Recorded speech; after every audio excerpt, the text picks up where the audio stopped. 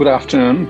म सर्वप्रथम यो इम्पोर्टेन्ट कर्ण पोजिटिभ ट्रस्टको प्लेटफर्ममा मलाई आएर केही मेरो आफ्नो एक्सपिरियन्स मलाई सेयर गर्नु दिनुहुने मेरा असाध्यै ठुलो मैले अहिलेदेखि होइन कर्ण दाइलाई धेरै पहिलादेखि I am a great fan of Karna Dai and his work, and I have followed his work for many years now. And मेरो आफ्नो कामको लागि पनि कर्ण दाइले पहिलादेखि नै he is one of our greatest ambassadors and well-wishers of our work that we do in Tilganga. र मलाई यसरी तपाईहरु बीचमा स्पेशली मलाई जहिले पनि युथहरुसँग इन्टरेक्ट गर्नु असाध्यै राम्रो लाग्छ र म पहिला त म नानीले केही मात्रामा भनिहाल्नु भयो तर म नेपालको असाध्यै दुर्गम सायदै सबभन्दा दुर्गम गाउँ मध्येमा पर्छ होला ताप्लेजुङ जिल्लाको कोलाङचुङ गोला हामीले यसलाई पूर्वमा तमोरखोला भन्छौं तमोरखोलाको शिरमै पर्छ र एकतिर कञ्चनजङ्घा छ जुन चाहिँ संसारको थर्ड हाईएस्ट माउन्टेन हो र त्यसको गर्जमा सानो एउटा गाउँ छ कोलाङचुङ त्यही म जन्मिया हो र त्यो गाउँ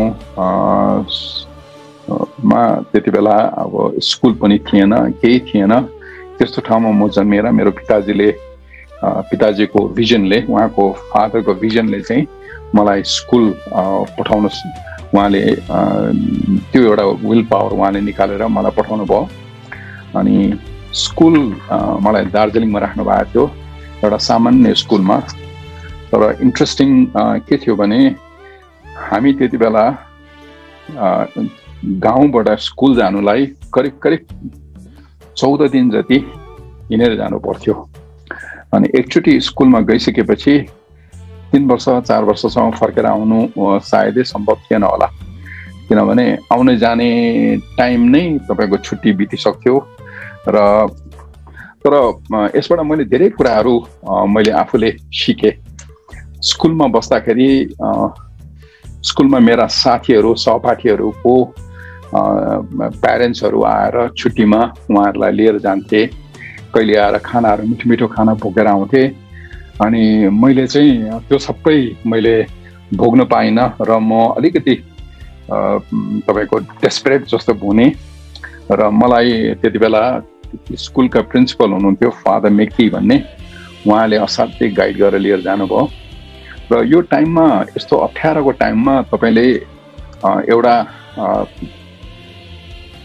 विल पावर है इच्छा शक्ति तपाईलाई सिकाउँदो रहेछ इच्छा शक्तिले र अब अहिले कर्ण दाइले जुन कुरा गर्नुहुन्छ हरेक पटक हामीले लाइफमा यति इम्पोर्टेन्ट छ है सकारात्मक सोच कहिले पनि तल हेर्ने होइन माथि नै हेरेर राम्रो पोजिटिभ थिङ्किङ यी कुराहरू मलाई सानैदेखि मैले रहरले होइन करले सिकेँ मैले र तर मलाई यसले मेरो आफ्नो जिन्दगीको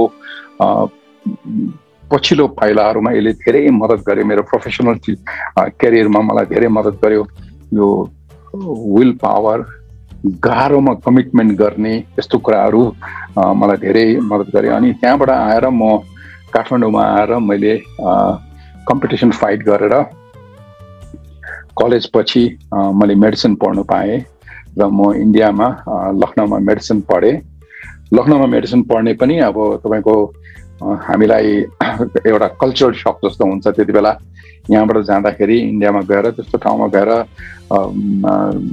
इन्डियाको टप स्टुडेन्ट्सहरूको माझमा गएर हामीले कम्पिट गर्नुपर्ने तर मैले कहिले पनि पछि हेरिनँ र त्यहाँ पनि कम्पिटिसनमा उनीहरू सँगसँगै अगाडि बढ्दै म गएँ अनि त्यसपछि फर्केर आएर नेपालमा मेडिकल अफिसर भएर वीरस्पतालमा काम गरेँ त्यति बेला काठमाडौँमा अस्पताल नेपालमै साँच्चै नै अस्पतालै भन्ने हो भने वीरस्पताल मात्रै थियो अनि त्यहाँ आएर मैले काम गर्ने मौका पाएँ र वीरस्पतालमा काम गर्दा गर्दै मैले विभिन्न ठाउँमा नेपालको विभिन्न दुर्गम क्षेत्रहरूमा म गएर काम गर्ने घुम्ने मौका पाएँ।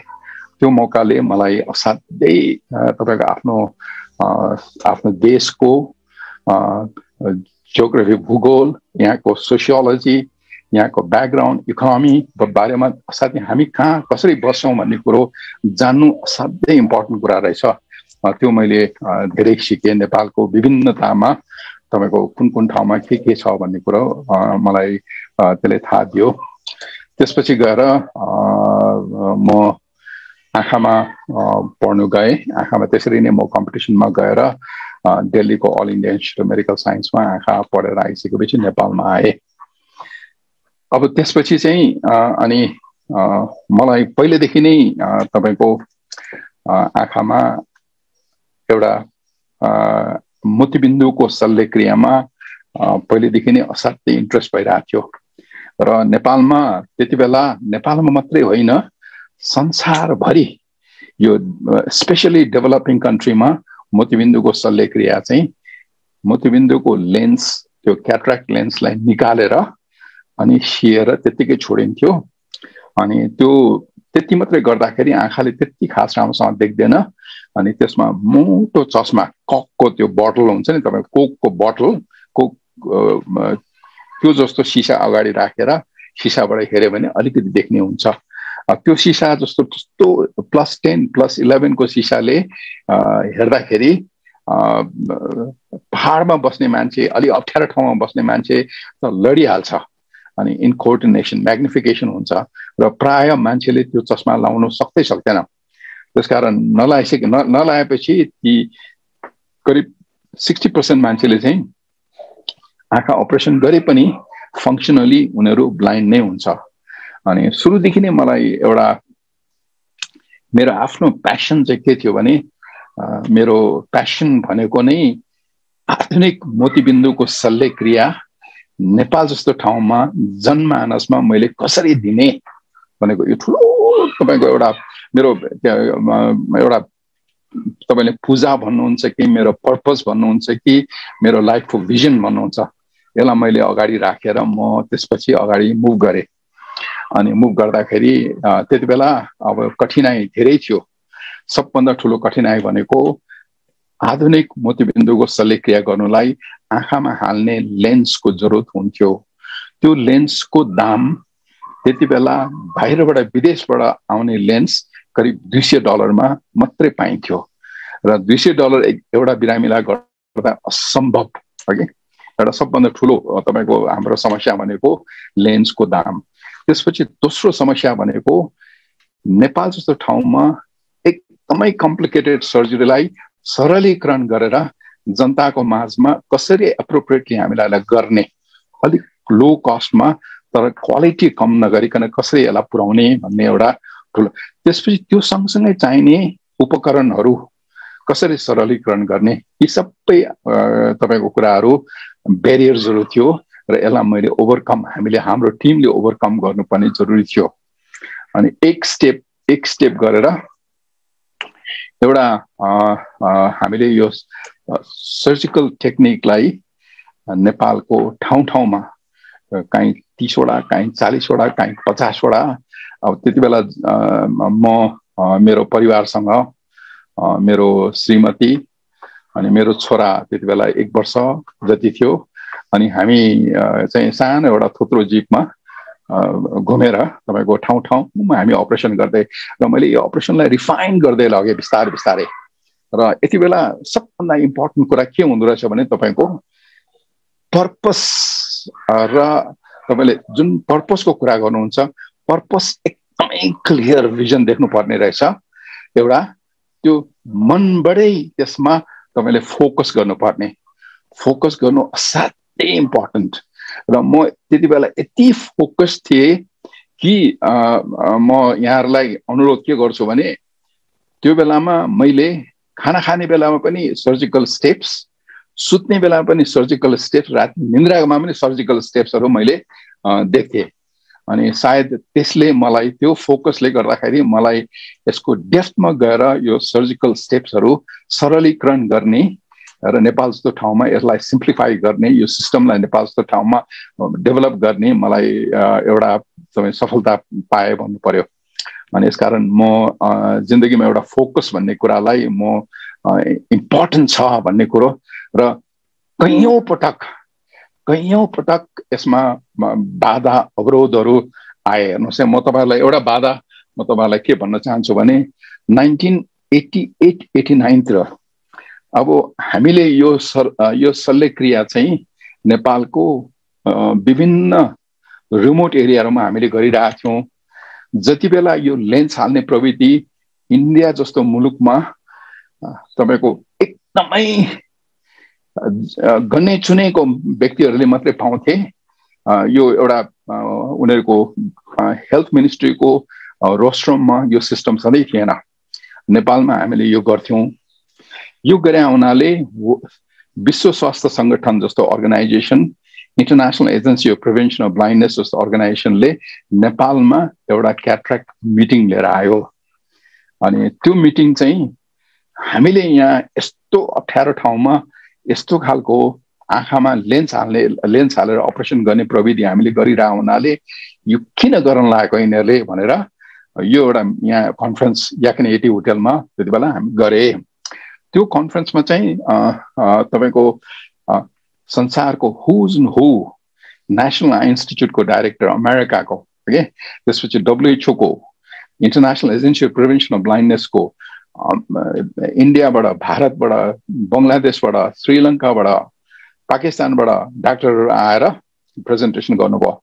सबैले त्यो पुरानो प्रविधिको अपरेसन 1500-2000 गरेर त्यो चस्मा लगाएर राम्रो नजर आएको चाहिँ उहाँहरूले त्यो आँकडा पेश गर्नुभयो।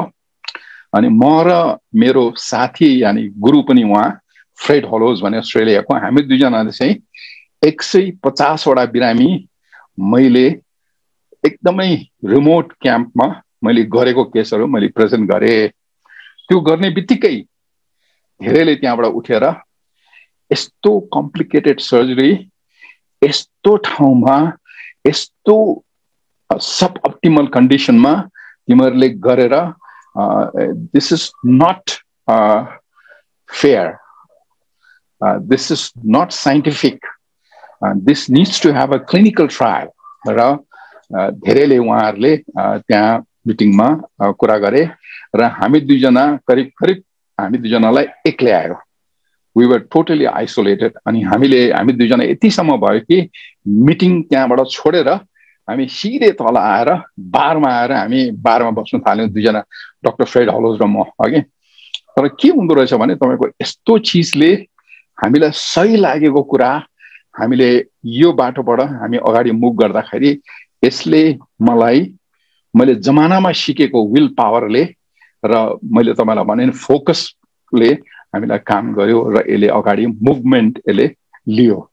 मुभमेन्ट लिँदाखेरि यी नेपालमा पनि हाम्रो धेरै कोलिगहरूले क्रिटिसिजम मैले पाएँ, यहाँ धेरैले क्रिटिसाइज गरे, तर हामी मुभ गर्दै गऱ्यौँ र इन कोर्स अफ टाइम यसलाई इन्टरनेसनल पब्लिकेसनहरूमा पब्लिस गऱ्यौँ।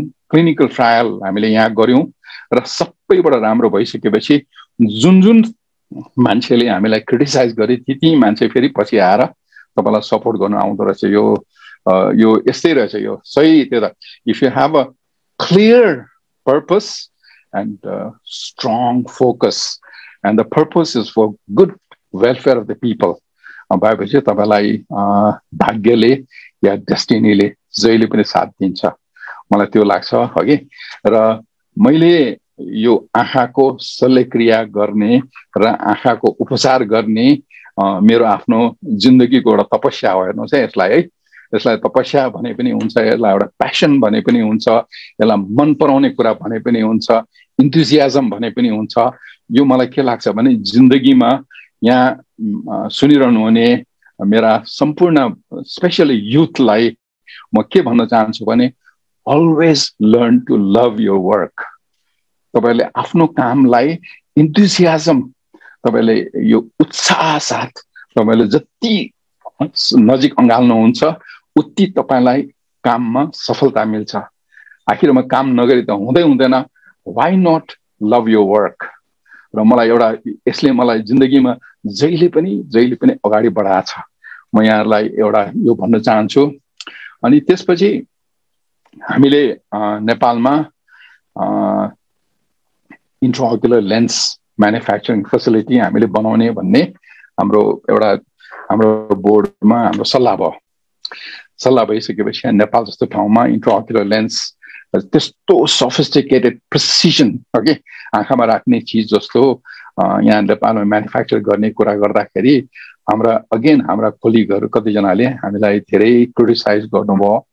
अनि यतिसम्म भयो कि त्यति बेला गिरिजाप्रसाद कोइराला प्रधानमन्त्री हुनुहुन्थ्यो, उहाँका एक ग्रुप मान्छेले गएर डेलिगेसन गएर यी मान्छेहरू त पागल छन्, यस्तो कुरा हामीले नेपालमा यहाँ बन्नु दिनु हुँदैन, देशको बेइज्जत हुन्छ यहाँ फेलियर भयो भने भनेर भन्नु गर्छ। अनि मलाई पछि प्रधानमन्त्रीले मलाई बोलाउनु भएपछि अनि उहाँले तपाईँको साथीहरू चाहिँ तपाईँलाई यसरी भनिरहेछ, तपाईँ के विचार छ भनेर भन्नुभयो। तर उहाँले मलाई अलिकति सपोर्ट चाहिँ राम्रोसँग गर्नुभयो, किनभने उहाँको आँखाको अपरेसन मैले गरेका थिएँ, धेरैलाई त्यो कुरा थाहा थिएन।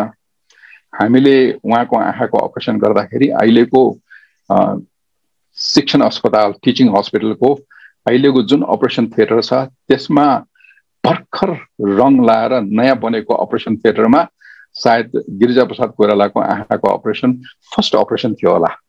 अनि मलाई त्यो एउटा मलाई भाग्य पनि मिल्यो। तर उहाँले यसले गर्दाखेरि हामीलाई उहाँको सपोर्ट पनि आयो। अनि उहाँले अब तपाईहरुले काम चाहिँ नचुकैकन गर्नु होला भनेर उहाँले त्यही हिसाबले हामीलाई जग्गा दिलाउन पनि अलिकति मद्दत गर्नुभयो। यस्तो हुँदछ बेला बेलामा तपाईको काममा यस्तो अब्स्टेकल्सहरु आउँछ, तर अब्स्टेकल आउँदाखेरि पनि तपाईको फोकस राम्रो छ, पर्पस क्लियर छ र तपाईसँग आफ्नो काममा इन्थुजियाजम छ र सबभन्दा इम्पोर्टेन्ट अझ मैले भन्न भुलेको चाहिँ गुड सपोर्ट टिम पनि असाध्यै इम्पोर्टेन्ट हुन्छ यसमा। र म असाध्यै लकी, मसँग टिम बहुतै राम्रो टिम थियो र म यहाँहरूलाई शेयर गर्न चाहन्छु गत 3 दशकदेखि अहिलेसम्म सायदै यो टिमबाट छोडेर जाने मान्छे 5% भन्दा पनि कम होला। अब यो एउटा राम्रो ट्र्याक रेकर्ड हो भन्न चाहन्छु म। तर टिमको सपोर्ट एकदम इम्पोर्टेन्ट जस्तो लाग्छ मलाई। र म यहाँ भएको भाइ बहिनीहरूलाई म भन्न चाहन्छु एउटा म भन्छु पर्पस तपाईको जहिले पनि क्लियर हुन्छ। मेरो पर्पस के थियो भन्ने आधुनिक मोतीबिन्दुको शल्यक्रिया र क्वालिटी आई केयर नेपाल जस्तो ठाउँमा कसरी सस्टेनेबल तरिकाले डेलिभर गर्ने र यो एउटा पर्पसमा हामीले प्ले गर्दै लगेर आज यो ठाउँसम्म हामी आइपुग्यौं। अब आइपुग्दा पुग्दै तिलगंगा हामीले एस्टाब्लिश गर्यौं र जति बेला हामीले तिलगंगा ओपन गरेका थियौं त्यति बेला यहाँहरुसँग म शेयर गर्न चाहन्छु। सानो एउटा अगाडि अहिलेको पुरानो बिल्डिङमा सानो बिल्डिङ थियो। त्यो बिल्डिङमा हामीले दिनको 25-30 वटा बिरामी हेर्थ्यौं। हप्तामा एकचोटी दुईचोटी अपरेसन गर्थ्यौं र बिरामीहरु नपुगेर हामी 2-3 जना सडकमा पर बागमतीको सडकमा गएर बाटोमा हिँडिरहेको मान्छेलाई तानेर ल्याएर आँखा जाँच्थ्यौं। त्यसरी हामीले सुरु गरेको हो कि। त्यसकारण यो सुरुवात म आफैलाई के लाग्छ भने यो सबै कुराहरु प्रोसेस हामीले भोग्नु पर्छ। तर तपाईको पर्पस क्लियर छ भने यो सबै कुराहरु राम्रो हुन्छ जस्तो लाग्छ मलाई।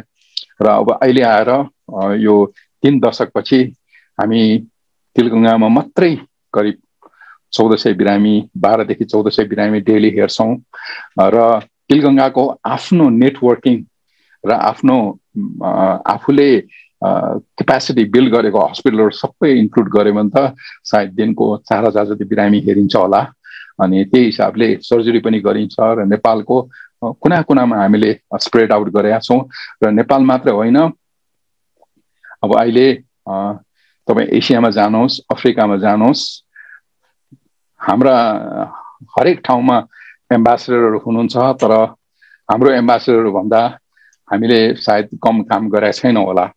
त्यस्तै गरी विकसित मुलुकमा पनि अमेरिकामा, अस्ट्रेलियामा हाम्रो आँखाको कामको चर्चा अलिअलि भइरहेको छ अनि राम्रैसँग पोजिटिभ तरिकाले हुन्छ जस्तो लाग्छ मलाई। यसमा पनि म आफै I take this with great pride to let you know that अब त्यही भएर मैले भन्नु खोजेको के भने यस्तो कुराहरू नेपाल जस्तो ठाउँमा गर्नु असम्भव छैन। तर म सबै कुराको लागि म फेरि उही कर्णदायकै म सोच यो सकारात्मक सोचमा यो positive thinking should be an integral part of all our components of success. यो भएन भने हामी अगाडि मुभ गर्न सक्दैनौँ। अनि यसकारण म अब कर्णदायको म पनि तपाईहरु जस्तै उहाँको स्टुडेन्ट जस्तै हो म हेर्नुस् है। अनि उहाँको किताबहरू मैले प्रशस्त मात्रामा पढेको छु। कर्णदायले बेला बेला आफैले दिनुहुन्छ र म कर्णदायको म भाग्यमान ठान्छु। कर्णदायको आँखाको डाक्टर पनि हो र म तपाईलाई फेरि एउटा इन्स्टेन्स म तपाईलाई सुनाउन चाहन्छु। हामीले तिलगुङ्गा भर्खर खोलेको बेलामा अब यो सेन्टरमा हामी कहाँ एकजना बिरामी आउनुभयो। त्यति बेला उहाँ एकदम टप इन्डस्ट्रियलिस्ट हुनुहुन्थ्यो, हुलास गोल्छा भन्ने, हुलास चन्द्र गोल्छा। अनि उहाँको एउटा आँखाको अपरेसन बेलायतमा गरेको थियो। त्यति बेला बेलायतमा उहाँको आँखा अपरेसन गर्ने डाक्टर एरिक आर्नट भन्ने चाहिँ मोतीबिन्दुमा या इन्ट्राओक्युलर लेन्समा एउटा अथोरिटी नै मानिन्छ। किताबहरू लेख्नु भएको छ उहाँले र उहाँले गरेको आँखा एउटामा अनि उहाँ हाम्रो हुलासजी हामी कहाँ आउनुभयो र अर्को आँखा तपाईले गरिदिनुहोस् भनेर आउनुभयो। अनि हुलासजी आउनु भएपछि हामीले हेर्यौं। म र मेरो सहपाठी डाक्टर रिता गुरुङ हामी दुईजना भएर हेर्यौं र हामी अलिकति भलाकुसारी पनि गरौँ अब कसरी गर्ने कि नगर्ने है। यस्तो एउटा प्रोमिनेन्ट सिटिजन छ, भर्खर सुरु गरिरहेको बेलामा अनि प्रोमिनेन्ट सिटिजनको एउटा आँखा बेलायत जस्तो ठाउँमा गरेर आउनु भएको छ। र अर्को थर्ड कुरा के भनेदेखि very risky patient, multiple bypass गरेको है। उहाँको जिउमा 3 पटक जति बाइपास सर्जरी गरिसक्या। अनि यस्तो मान्छेको हामीले अपरेसन गर्ने र हामी सल्लाह गरेर हामीले 2-3 चोटि त्यसलाई चेक गर्यौं। आँखाको लेन्स पावर एक्युरेटली हामीले 2-3 चोटि हामीले ट्रायल एन्ड एरर फेरि टेस्ट गरेर हामीले एउटा यति पावरको लेन्स चाहिन्छ भनेर हामी डेफिनेट गर्यौं। अनि हामीले हुन्छ भनेर हामी गर्ने भनेर निधो गर्यौं। निधो गरेर शल्यक्रिया भयो। शल्यक्रिया भइसकेपछि अनि धन्य हो शल्यक्रियामा यो आँखाको रिजल्ट पहिलाको आँखाको भन्दा अलि राम्रो आयो। अनि उहाँ यति खुसी हुनुभयो कि उहाँले उहाँको थ्रुबाट तिलगुङ्गालाई धेरै एउटा एम्बेसडर रिच पुग्यो। अनि म यसबाट के भन्न चाहन्छु भने तपाईहरुले जिन्दगीमा है डिसिजन मेकिङ र बेला बेलामा एक्युरेट करेक्ट रिस्कहरु लिन जानुपर्छ। यो लिस्ट जानु भएन, यो लिनु भएन भने तपाईले लिडरशिप पोस्टमा बसेर समस्या हुन्छ कहिलेकाहीँ। यसकारण accurate decision making in time and taking risks okay. यो सबै कुराहरुलाई म एउटा पेशेन्टको आधारमा तपाईहरुलाई मैले पस्केको है। तर अब मलाई एउटा कुरा म यहाँहरुलाई के शेयर गर्न चाहन्छु भने फेरि हामी मेरो आफ्नो काम अर्को अहिले स्टेपमा गएको छ। यो अर्को स्टेपमा चाहिँ हामीले मेरा मित्र बेलायतका मित्र तेज कोलीजी हुनुहुन्छ, फिलान्थ्रोपिस्ट। अनि उहाँले मसँग काम गर्ने इच्छा गर्नुभयो र हामी दुईजना भएर हामीले के तपाईको निधो गरेका छौं भने नेपालमा करिब असाध्यै मार्जिनलाइज्ड एन्ड कम्युनिटी जियोग्राफीको हिसाबले इकोनोमीको हिसाबले मार्जिनलाइज्ड कम्युनिटी करिब 25,000 जति मोतीबिन्दुको शल्यक्रिया हरेक वर्ष गर्ने नेपालमा। त्यसपछि करिब 80,000 जति संसारभरि गर्ने, नेपाल र बाहिर गरेर करिब 1 लाख एक वर्षमा गर्ने भनेर र 5 वर्षमा करिब 5 लाख $500,000 गर्ने भनेर अनि उहाँले चाहिँ अब यसमा इन्डोर्स गरेर सायद हामी अगाडि बढ्छौँ होला यो काम सुरु भइसकेपछि we will make Nepal very proud र ठाउँ-ठाउँमा नेपालको झण्डा हामी गाडेर नेपाली प्रविधि नेपाली लेन्स र नेपाली टेक्निशियन्सहरु ठाउँ-ठाउँमा तपाईको एसिया अफ्रिका इभन साउथ अमेरिकामा स्टेप गर्न सक्छ होला जस्तो लाग्छ र म यति भनेर म सबभन्दा पहिला मेरो आदरणीय कर्ण साक्य दाइलाई र उहाँको वन्डरफुल टिम अफ केपीटी नेपालमा हुनुहुने नेपाल बाहिरबाट सुन्नुहुने यहाँहरु सबैलाई मलाई यहाँ बोल्न दिनु भएकोमा म हार्दिक धन्यवाद दिन्छु।